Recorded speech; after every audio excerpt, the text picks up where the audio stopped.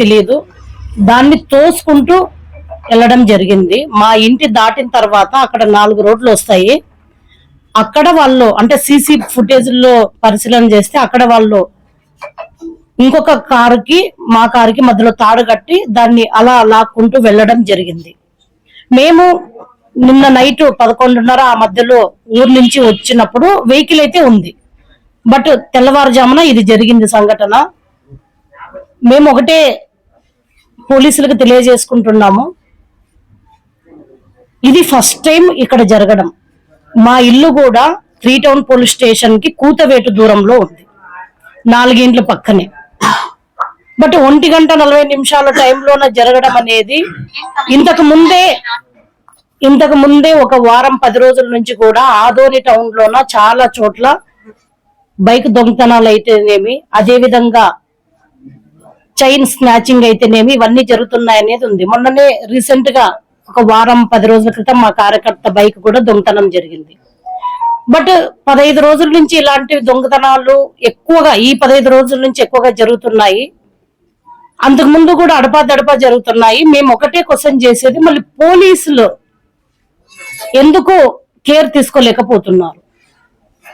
పోలీసుల వైఫల్యం బాగా కనిపిస్తుంది, కొట్టొచ్చినట్టు కనిపిస్తుంది. ఇప్పటికైనా పోలీసులు రక్షణ కల్పించాలి. అదే విధంగా వైపీఆర్ కాలనీలో కూడా నిన్న నైట్ దాదాపుగా 4-5 దొంగతనాలు, ఇళ్లలో దొంగతనాలు జరిగినాయని చెప్పారు. అదే విధంగా టీచర్స్ కాలనీలోన 2 బైకుల దొంగతనాలు, అదే విధంగా అంబేద్కర్ నగర్ అక్కడ ఈసారి ఇందిరానగర్ అక్కడ కూడా 3 బైక్ దొంగతనాలు జరిగినాయని. అంటే గత 15 రోజుల నుంచి తీసుకుంటే దొంగతనాలు అనేది ఆదోని టౌన్ లోన చాలా పెద్ద ఎత్తున జరుగుతున్నాయి.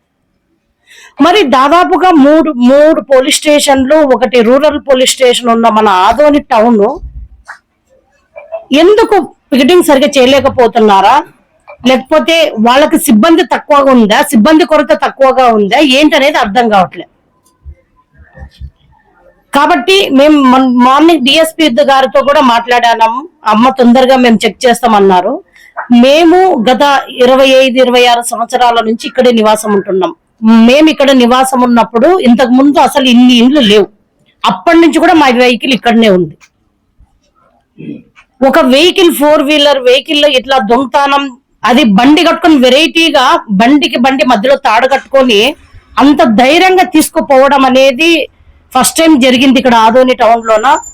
ఏమంటే మేము పొలిటికల్ గా ఉన్నాం, ఇక్కడ మేము పొలిటికల్ గా ఉన్నాం కాబట్టి రకరకాలుగా కోణాల్లో మేము ఆలోచించాల్సిన అవసరం ఉంది. ఇది నిజంగా దొంగతనం జరిగిందా, లేదంటే ఎవరైనా కావాలని చేశారా, ఈ రకంగా కూడా మేము ఆలోచన చేయవలసిన అవసరం ఎంతైనా ఉంది.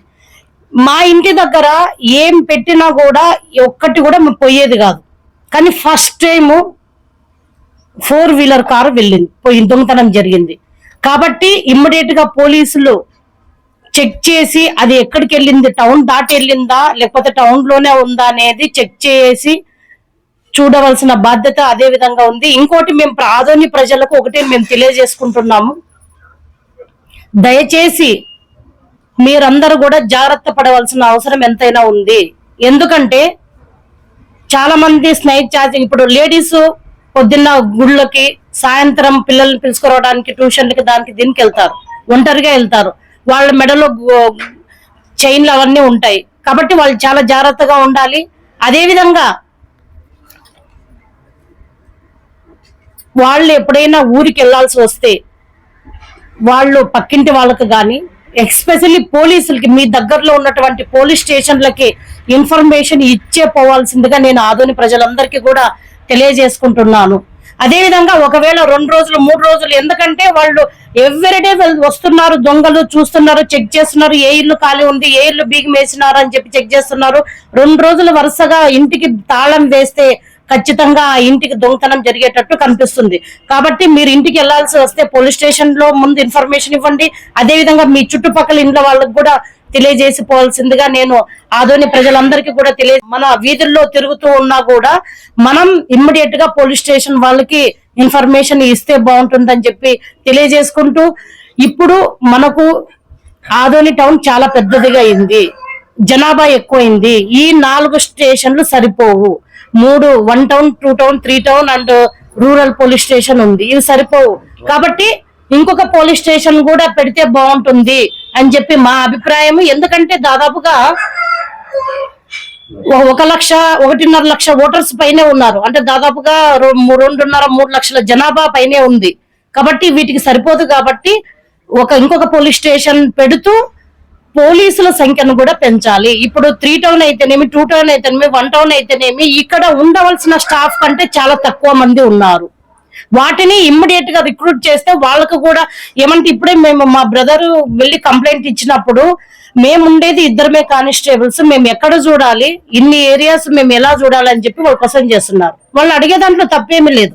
కాబట్టి ఇమ్మీడియట్ గా ఏవైతే వేకెన్సీస్ ఉన్నాయో వాటిని ఇమ్మీడియట్ గా పెంచండి. ఎందుకంటే ఇప్పుడు తీవ్రమైన కరువు ఉంది, పనులు లేవు, వలస వెళ్ళిపోయారు. ఖచ్చితంగా దొంగతనాలు అనేది జరుగుతాయనేది ఆల్మోస్ట్ అందరికీ తెలుస్తుంది.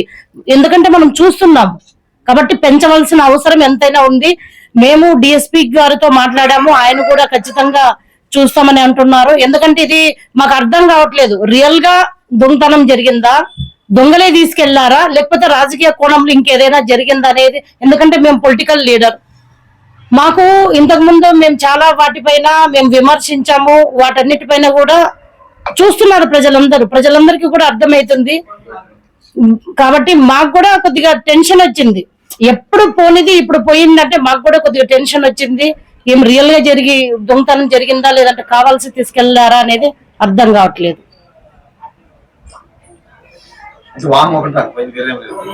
ఉన్నాము, మేము ఇంట్లో ఉన్నాము.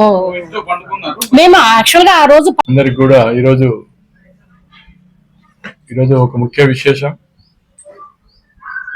అలాంటి ఈ పండుగ సందర్భంలో ఇలాంటివి జరగడం ఆదంలో చాలా బాధాకరం.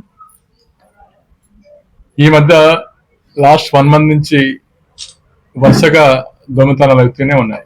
ఎందుకంటే లాస్ట్ ఒక 5 మంత్స్ బ్యాక్ ఎమ్మెల్యే పక్కన ఇంట్లోనే దొంగతనమైంది. దాని కూడా ఇప్పటి వరకు పోలీసు ట్రేస్ అవుట్ చేయలేదు. మొన్ననే లాస్ట్ వీక్ మా ఇంటి పక్కన పైన ఓనర్స్ ఉన్నా కూడా కిందనే దొంగతనం చేసుకెళ్లారు, దాన్ని ట్రేస్ అవుట్ చేయలేదు. అలాగే నిన్న వైపేరి కాలనీ, ఆర్టీసీ కాలనీ కూడా దొంగతనాలు అయినాయని చెప్పి కూడా ఇక్కడ పత్రికా విలేకరులు అయితేనేమి, వాళ్ళు బాధితులు అయితేనేమి కూడా చెప్పడం జరిగింది. అనేక షాప్స్ లో కూడా దొంగతనం అవుతుంటాయి. మరి ఇలాంటివన్నీ కలవలసిన పోలీసులు ఈరోజు ఇది నిజంగా పోలీసు నిఘా వైఫల్యం అనిపిస్తుంది. ఎందుకంటే చెప్పుకోవడానికి స్టాఫ్ తక్కువ ఉందంటే అది ప్రజల బాధ్యత కాదు. ఇది గవర్నమెంట్, కలెక్టర్, ఎస్పీ గారి దగ్గర చర్చించి ఇక్కడ దొంగతనం అధికంగా అవుతున్నాయి కాబట్టి ఇక్కడ చెక్ పోస్టులు ఏర్పాటు చేసి ఇలాంటివి జరగకుండా చూసుకోవాల్సిన బాధ్యత అందరం ఉంది. మన గతంలో ఏదైనా ఇంటికి లాక్ చేసుకెళ్ళి వెళ్తే పోలీసులు ఒక యాప్ ఇచ్చేవారు, ఏదైనా మాకు చెప్పి వివరంగా చెప్పి వెళ్ళండి అని చెప్పి. అలాంటి ముందస్తు భద్రతను ఇక్కడ పోలీసులు ప్రజలతో చర్చించి ప్రజల్ని ఒక సూచన చేసే విధంగా దాన్ని తీసుకొస్తే ఇలాంటివి అరికట్టవచ్చు. అలాగే ఇంతకుముందు సోదరు చెప్పినట్లు చైన్ స్నాచ్ కూడా చాలా జరుగుతున్నాయి. ఎందుకంటే ముఖ్యమైన ప్రదేశాల్లో SKD colony, housing board colony ఇలాంటి కాలనీలో ఈ ఓపెన్ సైడ్లు అయితేనేమి, పార్క్ ప్లేస్లు అయితేనేమి, జంగల్ అంటే రిజర్వ్ చెట్లు ఇవన్నీ మలిసి ఉన్నాయి.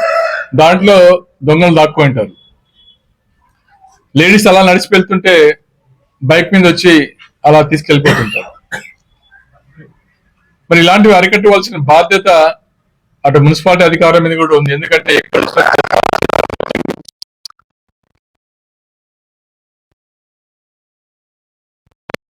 అలాంటి ఎవరైతే లాక్ చేసుకుని వెళ్ళింటారో వాళ్ళని ఒక రెక్కీ నిర్వహించి, అంటే ఈ దొంగతనాలు బయట నుంచి బీహార్ నుంచి అటు రాజస్థాన్ నుంచి వచ్చి కూడా ఈ రెక్కీ నిర్వహించి ఎవరైతే లాక్ చేసుకుని వెళ్ళింటారో వాటి మీద ఎక్కువ వాళ్ళు ఫోకస్ చేస్తారు. కాబట్టి అలాంటి పోలీసులు ప్రజల్ని మమేకం చేస్తూ ప్రజలకు తగు సూచనలు ఇచ్చి పెట్రోలింగ్ వ్యవస్థ పెంచి ఖచ్చితంగా ఇలాంటి దొంగతనాలు అరికట్టవలసిన అవసరం ఎంతైనా ఉంది. ఎందుకంటే ఈరోజు కొత్త దొంగతనం ఇదొక్కటి.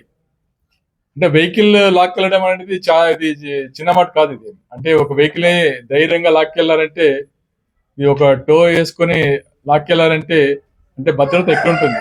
ఎక్కడైతే భద్రత లోపిస్తుందో అక్కడ ఆటోమేటిక్ గా అభివృద్ధి అనేది కుంటపడుతుంది. ఎందుకంటే ఎవరైనా పెట్టుబడులు కానీ ఇంకొకరు కానీ వచ్చేదానికి అవకాశాలు ఉండవు.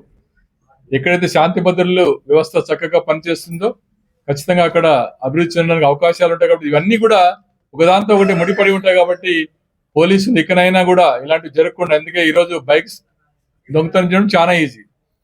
ఈరోజు ప్రతి ఇంటి ముందు ప్రతి ఒక్కరు కూడా ఈరోజు కార్లు ఉన్నాయి. అంటే ఆల్మోస్ట్ 80% కార్లు అందరూ కూడా బయటే పెట్టుకుంటారు.